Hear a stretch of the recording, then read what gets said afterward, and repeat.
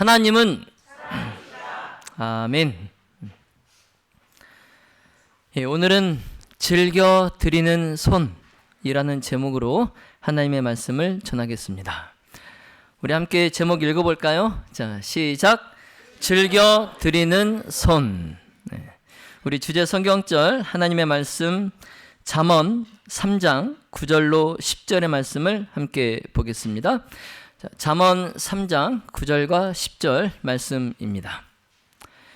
내 재물과 내 소산물에 처음 익은 열매로 여호와를 공경하라. 그리하면 네 창고가 가득히 차고 내 집틀에 새 포도즙이 넘치리라. 아멘. 오늘 안식일은 2025년 올 한 해 교회를 운영하고 또 여러 각부 사업과 또 선교와 봉사 활동에 필요한 교회의 재정을 위한 헌금 호소 안식일입니다. 우리가 매 안식일마다 하나님께 헌금을 드립니다. 자, 그런데 우리가 헌금을 드릴 때에 이 말씀의 의미를 잘 생각해 보셨으면 좋겠습니다. 이사야 1장 11절로 13절의 말씀입니다.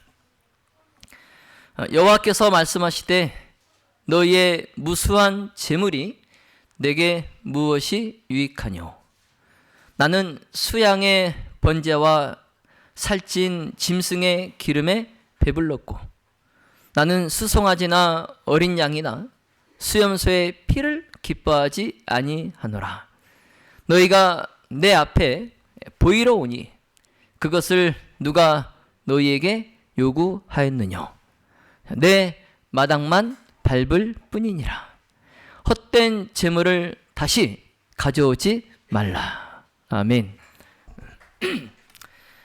여러분, 오늘 우리는 하나님께 예배드리기 위하여 하나님의 성전에 모였습니다. 이 예배는 우리의 신앙을 표현하는 가장 중요한 방법 중 하나입니다. 자, 그러나 하나님의 이 말씀처럼 진정한 예배가 아니라 다만 하나님 앞에 보이러 오는 때가 있습니다. 네.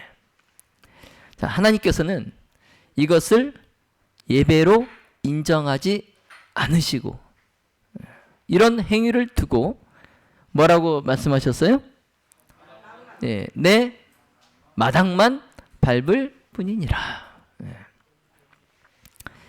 자, 그러므로 하나님께서 받으시는 예배는 따로 있어요. 네. 우리가 매 안식일마다 예배 드리기 위해서 하나님의 전에 올라오지만 우리가 드리는 이 예배가 하나님께서 다 받으시는 것은 아닙니다. 하나님께서 받으시는 예배는 따로 있어요. 자, 그 예배는 하나님께서 받으시는 예배는 단순히 이 마당만 밟는, 이 성전만 밟는 그런 형식적인 예배가 아니라 이 의자만 채우는 그런 형식적인 예배가 아니라 우리의 마음과 삶이 담긴 진정한 예배입니다. 하나님께서는 그런 예배자의 예배만 받으십니다. 네. 자, 그렇기 때문에 하나님께서는 이러한 진정한 예배가 아닌 그냥 당신 앞에 보이러 나온 자들이 드리는 그런 예배뿐만 아니라 그들이 드리는 헌물도 받지 않으십니다. 네. 하나님께서는 그것을 뭐라고 하셨어요? 맨 아랫줄에 마당만 밟으러 오는 그 예배자들이 드리고 간 그 헌금, 그걸 뭐라고 하셨어요? 헛된 재물. 가져오지 말라는 거예요. 자, 그러므로 여러분, 혹시 우리가 예배 가운데 하나님께 드리는 이 헌금도 불순종한 이 이스라엘 백성들과 같이 단순한 그냥 형식적인 그런 의미가 되고 있지는 않은지 우리가 돌아볼 필요가 있습니다. 네. 이 말씀에서 하나님은 이스라엘 백성이 드리는 그 수많은 제물, 네. 그리고 그 많은 예물, 더 이상 기뻐하지 않으신다고 말씀하십니다. 왜냐하면 그들의 예배가 형식적이고 그들의 삶과 동떨어진 외식적인 행위가 되었기 때문에 그렇습니다. 네. 그들이 드리는 예배는 그냥 남에게 보이기 위한 형식적인 것이 되어버렸어요. 그래서 하나님께서는 단순히 그들의 헌신과 예배의 외형이 아니라 그들의 내면과 그들의 삶을 보십니다. 예. 자, 이스라엘 백성은 매일 하나님께 많은 제물과 예물을 드렸어요. 예. 그러나 그들의 삶에는 하나님의 뜻이 없었습니다. 하나님의 뜻이 없었어요. 그래서 그들은 하나님을 사랑하는 마음이 없이 그냥 형식적으로 예배했고 공의와 정의를 그들의 삶 가운데에 실천하지 않았어요. 예. 그래서 하나님은 단순히 그냥 많은 제사와 헌물을 받으시는 것이 아니에요. 하나님은 그것보다 진정한 헌신과 순종에서 비롯된 예배자들의 마음, 그 마음을 하나님께서는 원하십니다. 자, 믿음의 모든 가족 여러분, 우리의 헌금도 마찬가지예요. 우리의 헌금. 우리가 헌금을 드릴 때 어떤 마음으로 드리는가가 중요합니다. 어떤 마음으로.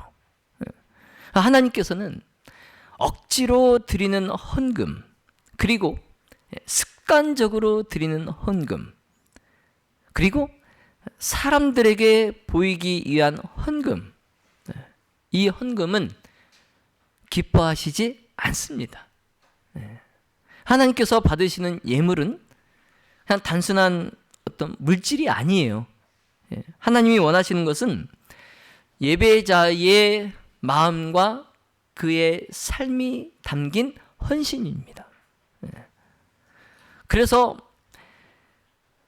과부가 연보에 그 헌금함에 2렙돈, 정말 작은 돈이죠. 2렙돈.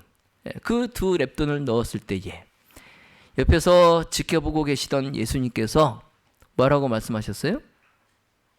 그 과부보다 더 먼저 많은 돈을 그 연복에, 그 헌금함에 넣었던 사람들보다 이 동전 2개, 2렙돈을 넣었던 이 과부가 가장 많이 드렸다 말씀하시잖아요. 왜요? 예. 그 전에 많이 헌금을 드렸던 자들은 그들이 많이 가진 것 중에 일부를 드렸어요. 자, 그러나 이 과부는 비록 동전 2개지만 그녀가 가진 전부를 드렸어요. 예. 예수님께서는 그 액수를, 그 양을 보신 게 아니라 드리는 자의 마음을 보신 거예요. 예. 여러분, 우리가 하나님께 헌금을 드릴 때에 이 과부와 같은 마음으로 드리시기를 간절히 바랍니다. 네. 여러분, 하나님께서는 단순히 물질적인 헌금을 원하시는 것이 아니라 그 헌금 속에 담긴 우리의 마음과 정성, 그리고 믿음을 보십니다. 그래서 우리가 드리는 헌금이 하나님께서 기뻐 받으시는 예물이 되도록 우리의 삶 속에서 하나님의 사랑을 실천하고 또 하나님의 말씀에 순종하며 살아가시는 우리 모든 가족들이 다 되시기를 예수님의 이름으로 기도합니다. 네. 자, 그러면 지금부터 새해 첫 안식일을 맞아서 하나님께 드리는 첫 열매, 즉 신년 헌금에 대해서 말씀을 나누도록 하겠습니다. 잠언 3장 9절에 내 재물과 내 소산물의 처음 익은 열매로 여호와를 공경하라 그랬습니다. 우리가 드리는 헌금은 제가 조금 전에 이미 말씀을 드린 것처럼 단순한 물질이 아니라 예배자의 마음과 삶이 담긴 헌신이에요. 그래서 헌금은 하나님께 대한 우리의 신뢰와 또 사랑의 표현입니다. 자, 그런 의미로 이 구절에서 처음 익은 열매는 하나님께 대한 믿음과 순종의 상징이에요. 자, 그러므로 이스라엘 백성이 하나님께 가장 먼저 거둔 소산을 드린 것, 그것은 하나님의 명령이기도 했지만 하나님이 모든 것의 주인이심을 인정하는 행위였습니다. 그래서 그 좋은 예로 신명기 26장에서 이스라엘 백성이 하나님께서 주신 땅에서, 가나안 땅에서 그들이 정착하여서 첫 소산을 얻었을 때에 그 첫 열매를 하나님께 드리고 감사의 예배를 드렸던 것을 꼽을 수 있겠습니다. 구약 성경에서 신명기 26장, 이 신명기 26장은 하나님께 대한 감사와 헌신을 표현하는 중요한 장입니다. 하나님께 대한 감사와 헌신. 그래서 이 신명기 26장에서는 이스라엘 백성이 하나님께서 주신 땅에서 그들의 첫 소산을 드리고 하나님께 감사의 고백을 하는 의식을 설명하고 있어요. 먼저 신명기 26장 1절부터 11절까지는 첫 열매를 드리는 의식에 대한 하나님의 명령입니다. 자, 하나님께서는 이스라엘 백성들에게 주신 그 약속의 땅에서 수확한 첫 열매를 한 광주리에 담아서 당신께 드리라고 명하십니다. 그리고 제사장 앞에서 그들의 조상들이 애굽에서 종살이 하던 때를 기억하며 또 하나님께서 그 조상들을 어떻게 구원하셨는지를 고백하고 이 첫 열매를 하나님께 바친 후에 기쁨으로 축제하며 나누라 이렇게 권면하십니다. 그리고 이제 신명기 26장 12절부터 15절까지는 11조와 또 가난한 자들을 위한 헌금에 관한 하나님의 명령이에요. 하나님께서는 매 3년마다 11조를 가난한 자들, 즉 레위인과 나그네 그리고 고아와 과부에게 주어야 한다 명령하십니다.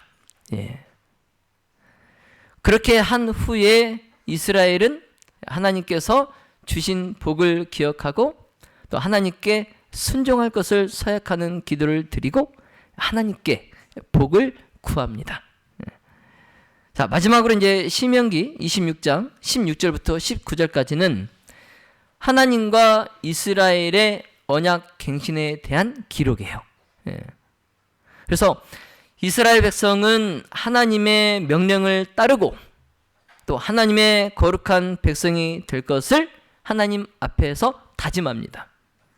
자, 그렇게 할 때에 하나님은 그들을 높이시고 또 찬양과 명예를 얻게 하실 것을 약속하십니다. 자, 따라서 이 말씀은 하나님께 대한 감사와 헌신의 중요성을 강조하면서 우리가 받은 축복을 나누고 또 하나님께 영광 돌려야 함을 보여주고 있어요. 자, 믿음의 모든 가족 여러분, 자, 우리의 삶도 마찬가지입니다.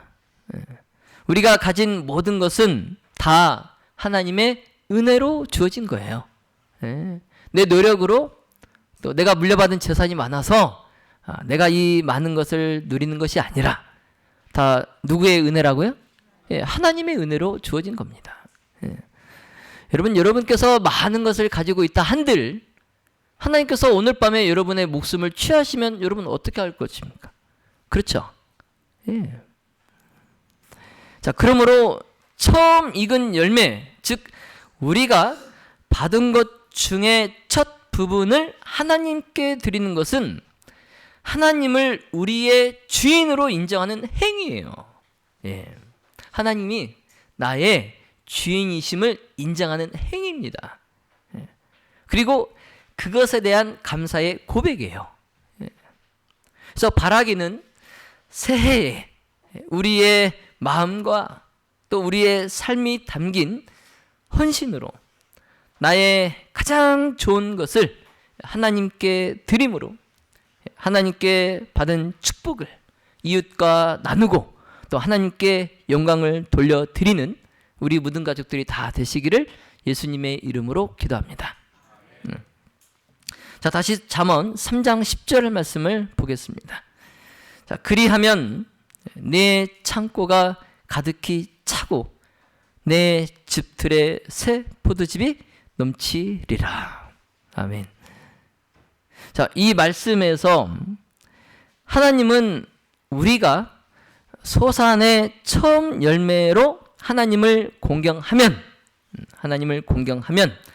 하나님께서 우리의 창고를 가득 채워주시고 또 포도즙 틀을 넘치게 해 주실 것이라고 약속하십니다.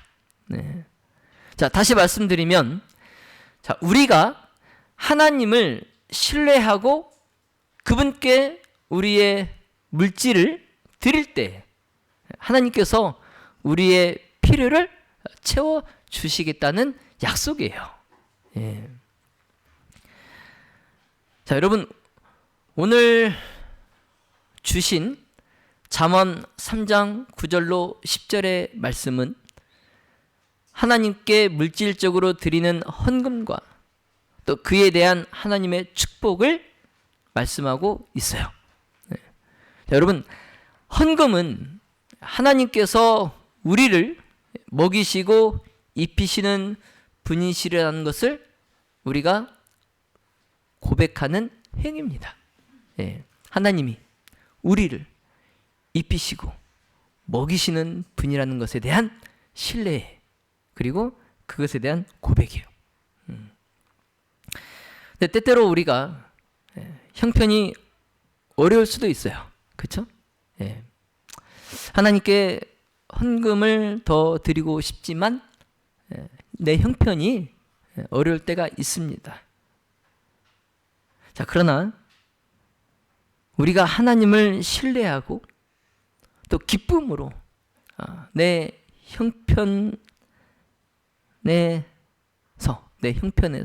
기쁨으로 하나님께 드릴 때 하나님은 넘치는 은혜로 우리의 삶을 채워주실 줄로 믿습니다.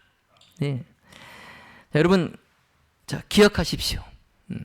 하나님은 우리에게 얼마나 많이 드릴 수 있는가를 보시는 것이 아니라 어떤 마음으로 드리는가를 보십니다.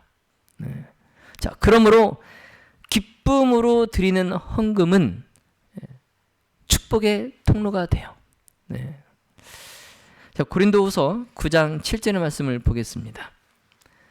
각각 그 마음에 정한 대로 할 것이요 인색함으로나 억지로 하지 말지니 하나님은 즐겨내는 자를 사랑하시느니라. 아멘. 이 고린도후서 9장은 사도 바울이 고린도 교회 성도들에게 연보, 즉 헌금에 대해 권면하는 내용입니다. 특히 방금 읽은 이 고린도후서 9장 7절은 예배자가 헌금을 드리는 태도와 그 마음가짐에 대해서 강조합니다. 예배자가 어떠한 마음으로 헌금을 드려야 되는지 말씀하고 있어요. 그래서 먼저 사도 바울은 각각 그 마음에 정한 대로 할 것이라고 권면합니다. 따라서 이 말씀처럼 헌금은 강요나 의미감이 아니라 자신이 기도로 결정하고 기쁜 마음으로 드려야 하는 거예요. 왜냐하면 하나님께서는 우리의 의도와 마음의 태도를 중요하게 여기시기 때문입니다. 그래서 올해는 우리가 하나님께 드리는 이 헌금을 다른 사람의 눈치를 보거나 다른 사람의 형편을 따져서 그냥 정해진 습관적인 헌금을 드리지 말고 정말 내가 하나님께 받은 그 은혜에 감사한 그 마음에 비례하는 헌금을 드리시기를 바랍니다. 네. 자, 이어서 사도 바울은 인색함으로나 억지로 하지 말라고 권면합니다. 그래서 헌금을 드릴 때는 그 헌금을 아까워하면 안 돼요. 아까워하면 안 돼요. 이제 월급을 받다 보니 500만 원씩 월급을 받다 보니 11조 10분의 1 50만 원을 12개월 드렸어요. 매월 50만 원씩. 그런데 아까운 마음이 들지 않았어요. 500만 원에서 50만 원 드려도 아까워하지 않았어요. 그런데 아파트를 팔게 됐어요. 내가 지금 살고 있는 아파트를 팔게 됐어요. 근데 그 아파트가 7억에 팔렸어요. 7천만 원을 11조로 드려야 돼요. 아까워요, 안 아까워요? 아까워요? 모르겠어요. 그 아파트를 7억 5천에 사가지고 7억에 파는 그럼 또 몰라도 2억에 그 아파트를 사가지고 2억에 사가지고 한 5년 살다가 7억에 팔았어요. 그런데 7천만 원 헌금 11조 하나님께 드릴 때 아까워요, 안 아까워요? 안 아까워요? 대단한 믿음이십니다. 5천만 원의 차익이 생겼어요. 5천만 원의 차익이 생겼어요. 내가 투자한 건 2억이에요, 2억. 근데 지금 7억에 팔았어요. 5억이라는 차익이 생겼어요. 근데 그 5억에서 7천만 원을 떼서 드릴 때에 아까운 마음이 들 수도 있어요. 물론 방금 대답하신 것처럼 아깝지 않다. 그런 믿음이 더 강하겠지만 믿음에 따라서 아까울 수도 있어요. 그런데 우리 하나님께서는 뭐라고 말씀하세요? 이 노란색 글씨 뭐라고 하셨어요? 노란색. 인색함으로나 억지로 하지 말라. 아까워하지 말라는 거죠. 그리고 부담을 느끼지 말라는 거예요. 그 헌금을 드릴 때 부담 갖지 마라. 아까워하지 말고 부담 갖지 마라. 진심으로 하나님께서 내게 주신 것에 대한 감사의 마음으로 드려야 돼요. 네. 왜냐하면 하나님께서는 물질 자체보다 우리의 헌신과 신뢰를 보시기 때문에 그렇습니다. 네. 제가 그냥 그 인터넷을 딱 키면 그냥 그 뭐 여러 가지 뉴스가 뜨잖아요, 화면에. 근데 그 여러 가지 뉴스가 뜬 것 중에 하나 뉴스가 연예인 여러분 김상환 씨 아세요? 옛날에 김상환 씨? 그분이 우리 송대관 씨, 가수 송대관 씨가 사업이 뭐 실패했던가 하여튼 부도를 하여튼 뭐 사기를 당했다 하여튼 그래서 큰 빚을 졌대요. 큰 빚을 져가지고 우리 김상한 씨가 10억을 들고 찾아갔대요. 10억을 들고 현금 10억. 근데 그 기사를 보고 또 인터넷 또 댓글 막 사람들이 막 다는데 제발 갚기를 바랍니다. 이제 송대관 씨한테 그 10억 갚기를 바랍니다부터 시작해가지고 네가 뭔데 뭘 상관하냐 뭐 이런 댓글도 있고 하여튼 여러 댓글이 막 달리는데 한 댓글이 있었어요. 한 댓글이 제가 눈이 갔어요. 그 댓글이 뭐였냐면 10억을 현금으로 줄 때는 받을 생각으로 준 게 아니다.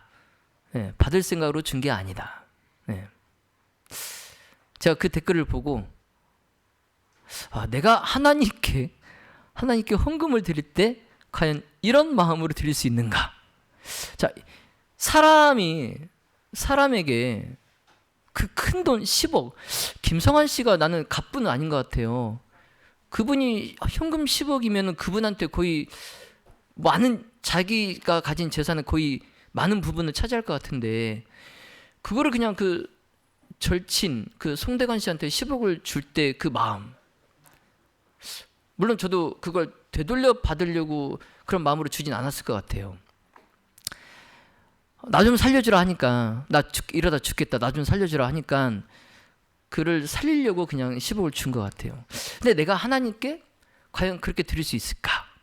이런 생각이 들었어요. 네. 사람이 사람에게 그렇게도 하는데 나의 주인이신 또 나를 입히시고 먹이시는 하나님께 내가 드릴 때에 이것을 아까워하고 이것을 드릴 때 부담을 갖는 데 자신이 부끄러웠어요. 예. 마지막으로 사도 바울은 하나님은 즐겨내는 자를 사랑하신다라고 권면합니다. 예.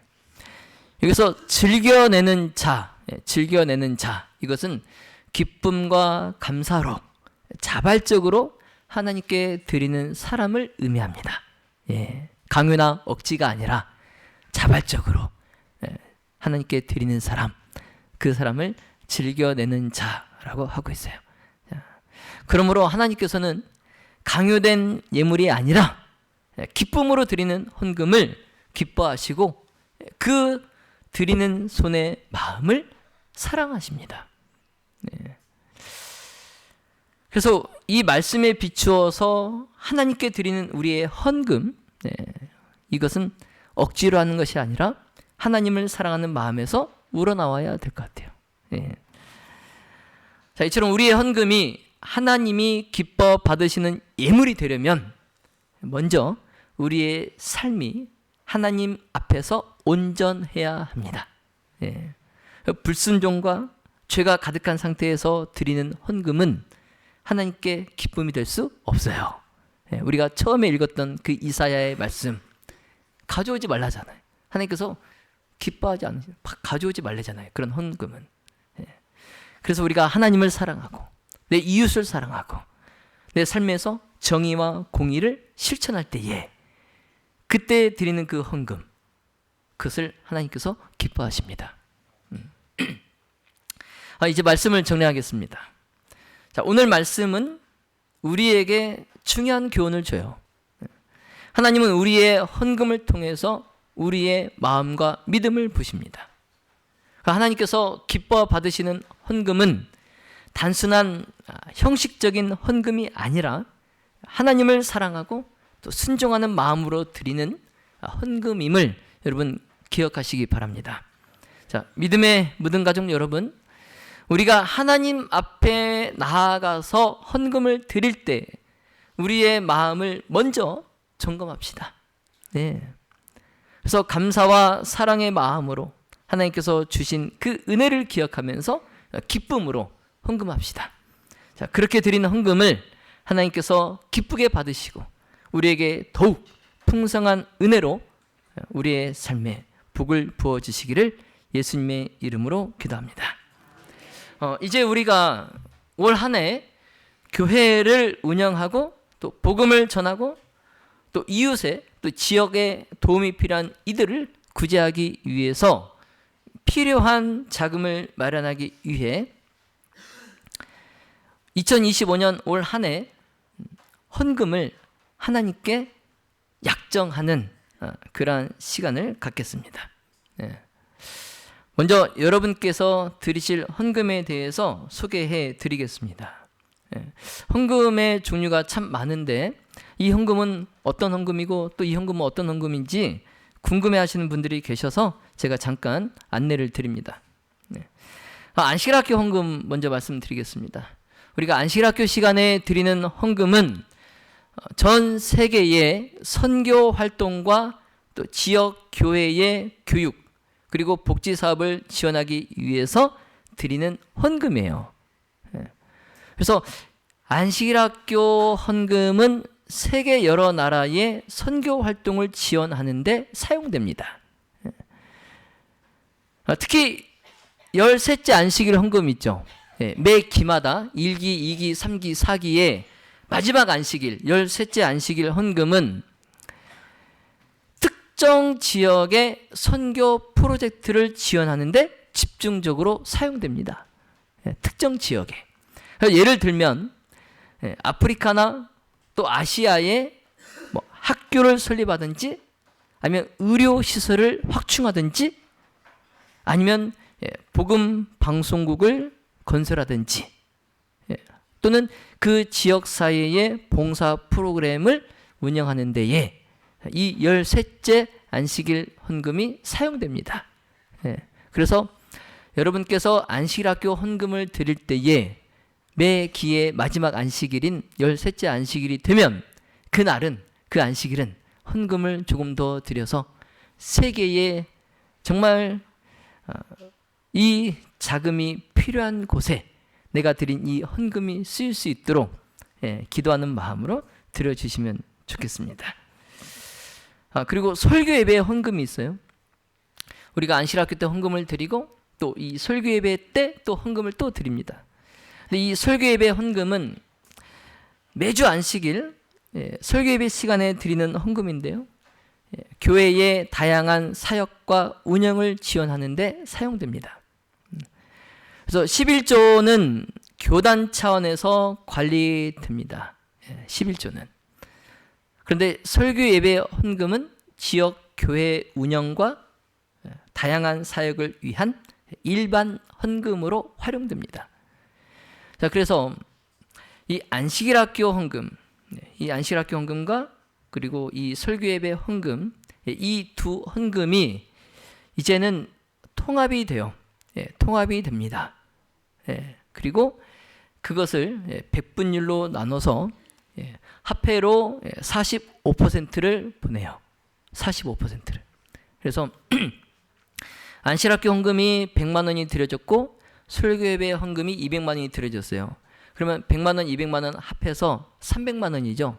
300만 원의 45%를 화폐로 보냅니다. 그럼 화폐는 이것을 연합회로 보내고 연합회는 이것을 아시아 태평양 지회로 보내고 지회는 또 이것을 세계 대총회 본부로 보내요. 그래서 세계 대총회 본부에서 전 세계에서 모아진 이 헌금을 각 세계 전 지역의 선교 자금으로 보내요. 그리고 나머지 이 55%는 다시 이 지역 교회, 우리 무등교회로 돌아옵니다. 돌아와요. 그래서 이 55%, 이 통합 헌금의 55%는 우리 교회의 운영을 위해서 사용됩니다. 11조 말씀을 드리겠습니다. 여러분 이 헌금 봉투 보셨죠? 네, 이 헌금 봉투에 11금, 월정, 도르가, 개척 및 양성 헌금 이렇게 적혀 있습니다. 속지를 보시면 이렇게 되어 있어요. 위에 월정헌금, 도르가헌금, 개척 및 양성헌금, 그리고 아래 11조. 근데 이 11조는 우리가 수입의 10분의 1을 하나님께 드리는 겁니다. 그러니까 월급 외에도 뭐 보너스를 받았든지 또는 뭐 갑자기 어떤 수입이 생겼든지 모든 수입의 10분의 1을 하나님께 드리는 헌금이에요. 그래서 이 11조는 하나님께 받은 은혜에 대한 감사로 드리는 거예요. 그러니까 내가 소유한 모든 것이 다 누구의 것이에요? 하나님의 것이에요. 예. 그런데 이 모든 것을 내가 다 하나님께 드려야 맞지만 하나님께서는 그 중에 열의 하나만 원하십니다. 열의 하나만 원하세요. 그래서 우리가 이 11조를 하나님께 드립니다. 그러면 이 11조는 교회를 위해서 사용되지 않고 아까 말씀드린 대로 화폐로 보내지고 또 화폐는 연합회로 보내지고 연합회는 또 지회로 보내고 지회는 대총회로 보내요. 그래서 이 11조가 목회자의 급여나 또 선교를 위한 모든 자금으로 활용이 됩니다. 자, 월정헌금입니다. 월정헌금. 우리가 이 월정헌금은 매월 주님께 드리는 헌금이에요. 매월. 그래서 약정을 합니다. 내가 한 달에 한 번 이 월정금 얼마를 하나님께 드리겠다. 약정을 하고 그 헌금을 하나님께 달마다 드리는 거예요. 그래서 이 월정헌금은 영혼구원 사업과 교회를 운영하는 재반 사업에 사용되는 헌금이에요. 그래서 11조는 다 기관으로 올라가지만 이 월정헌금은 100% 우리 교회를 운영하는 데에 사용되어집니다. 그래서 우리 교회가 복음을 전하고 또 선교하고 또 구제 활동을 하는 데 여러 많은 자금이 필요한데 그 자금을 여러분께서 어떤 헌금을 많이 드려주셔야 충당이 될까요? 월정 헌금을 많이 드려주셔야 충당이 됩니다. 2024년도 교회 헌금 수입 지출입니다. 이 왼쪽에 보시면 그래서 23년도, 24년도, 25년도 예산까지 해놨어요. 그리고 저 오른쪽은 이제 지출 현황입니다. 지출 현황. 그래서 23년도에 지출한 것, 또 24년도 작년에 교회가 지출한 것, 그리고 끝에는 올해 우리 교회가 지출할 것을 예산을 한 것입니다. 작년에 패스파인더 발대식이 있었고 또 어린이부 사업비가 지출이 많이 되었어요. 그리고 무엇보다 이제 작년에 사택을 리모델링 공사를 하고 또 여기 이 피아노를 또 설치하고 그리고 보일러 1층에 보일러를 교체하고 이런 큰 금액의 지출이 많았어요. 작년에.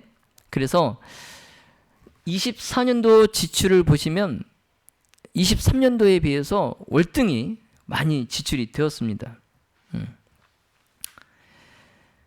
그래서 올해의 교회 지출 예산이 좀 줄었을까요? 올해는?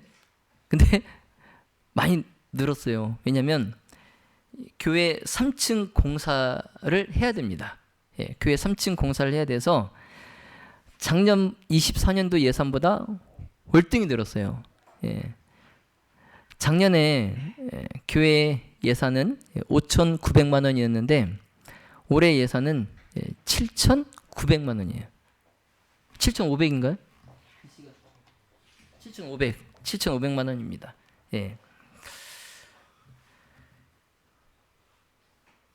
작년에 이제 23년도, 24년도, 25년도 결산이고요.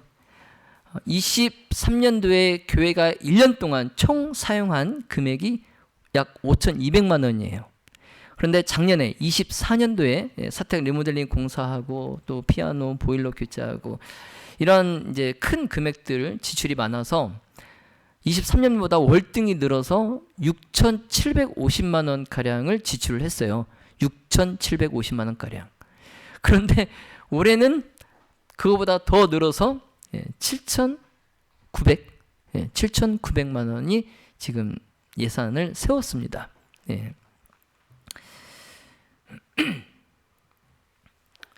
그래서 올해도 이 월정헌금과 교회 감사헌금이 작년보다 더 상향 조정되었어요.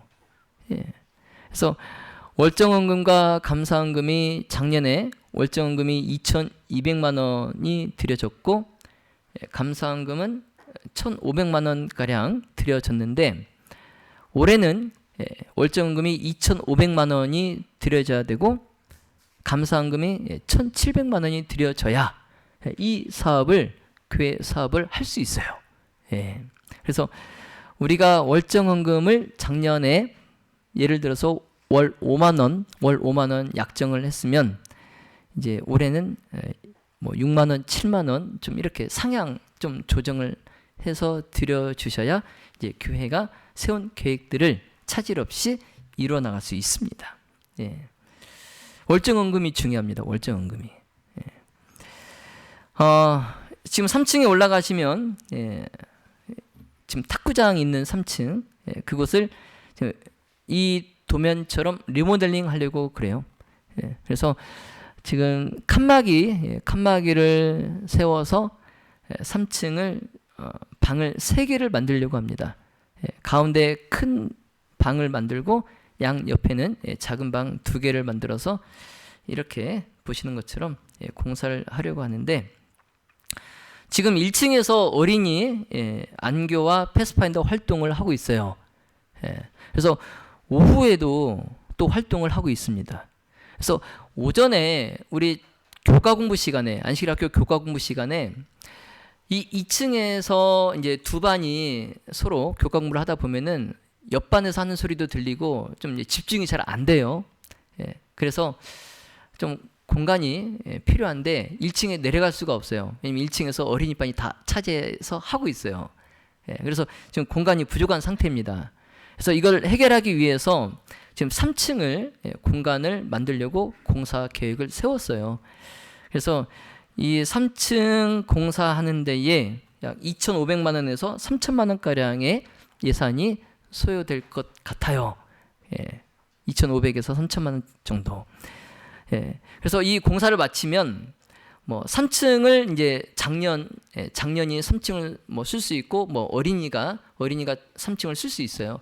그러면 뭐 이제 공간이 많이 확보가 되었기 때문에 만약에 3층을 어린이가 쓴다면 이제 작년들은 교과 공부를 1층에 내려가서 반별로 흩어져서 집중해서 교과 공부할 수 있고 안식일 오후에도 식사를 마치시고 방이 여러 개가 있으니까 1층에 방이 여러 개가 있으니까 이제 뭐 소그룹별로 모이든지 아니면 교과반별로 모이든지 해서 또 이렇게 담소도 나누고 또 이렇게 교제를 나누고 가실 수 있어요. 근데 지금은 식사를 마치면 숟가락 놓자마자 가셔야 됩니다. 어린이반 패스파인더 오후 활동을 한다고 하니까 있을 곳이 없어요.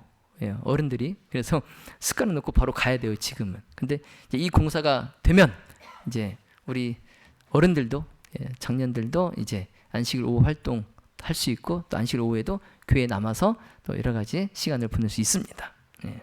그래서 3층에 일단 이 창문 샤시를 다 교체해야 돼요. 그리고 칸막이 벽도 세워야 되고 또 바닥 난방도 해야 되고 문짝도 다 교체해야 되고 또 도배하고 장판하고 그다음에 에어컨도 설치해야 되고 그래서 한 3천만 원 정도 공사비가 예상이 됩니다. 이렇게 고쳐놓으면 좋겠죠? 3층을 이렇게 고쳐놓으면 아마 좋은 공간이 될 겁니다. 이제 도로가원금이에요. 도로가원금은 교회 내외에 교회 안과 밖에 각종 구제 사업에 쓰여지는 헌금입니다. 이 도로가원금은 교회가 자금이 없다고 해서 이 도로가원금을 쓸 수 없어요. 이 도로가원금은 오직 구제 사업을 위해서만 쓸 수 있는 헌금입니다. 그리고 이제 아래에 개척 및 양성헌금, 이것은 우리 호남 합회의 지역의 교회를 무교 지역의 교회를 개척할 때에 사용되는 헌금이에요. 그리고 아직 채용이 안 된 봉사 전도사들을 양성하는 데도 사용되어지는 헌금이 개척 및 양성헌금입니다. 그리고 이제 이 봉투 아시죠? 이 봉투에 이제 이렇게 빨간색으로 표시된 부분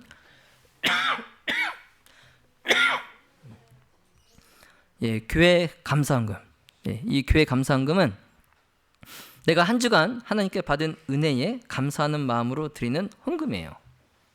그래서 이 교회 감사헌금도 우리가 교회 사업을 위해서 사용되는 헌금이에요. 그래서 교회 감사헌금도 여러분 많이 드려주시면 감사하겠습니다.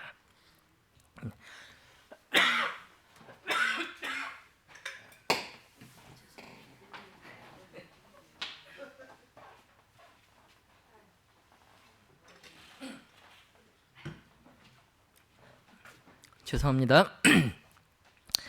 우리가 하나님의 사업을 위해서 드려야 할 비율을 우리가 정할 때에 마땅히 드려야 할 요구액에 모자라게 정하기보다는 초과하게 정하십시오. 초과되게. 그리고 이 헌금이 누구를 위하여 드려지는지를 생각하십시오. 누구를 위하여 드려지는 헌금인지. 그것을 생각하면 내 마음속에 탐심이 떠날 겁니다. 그리스도께서 우리에게 베푸신 그 위대한 사랑, 그 사랑을 생각하면 내가 드리는 이 후한 헌금도 그리스도가 받으시기에는 참 무가치하게 보일 것입니다. 자, 하나님의 사업을 위하여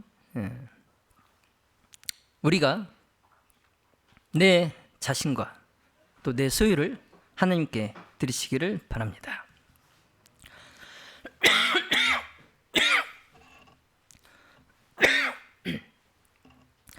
믿음의 모든 가족 여러분, 자, 헌금은 억지로 하는 것이 아니라 기쁨으로 하는 겁니다. 기쁨으로. 우리가 기쁨으로 드릴 때 하나님은 우리의 마음을 기쁘게 하시고 또 헌금을 통해서 더 많은 이들에게 복을 흘려 보내십니다. 여러분, 새해를 시작하면서 하나님께 우리의 첫 열매를 기쁨과 감사로 드립시다. 우리의 물질뿐만 아니라 우리의 시간과 재능 그리고 우리의 삶의 모든 것을 하나님께 올려드리는 한 해가 되기를 바랍니다. 우리가 신실하게 하나님을 의지할 때 하나님은 우리를 축복하시고 또 하나님의 영광을 위해서 우리를 사용하실 것입니다. 자, 하나님께 우리의 삶과 첫 열매를 드리고 또 기쁨과 감사로 한 해를 시작하는 복된 믿음의 모든 가족들이 다 되시기를 예수님의 이름으로 축원하며 말씀을 마치겠습니다.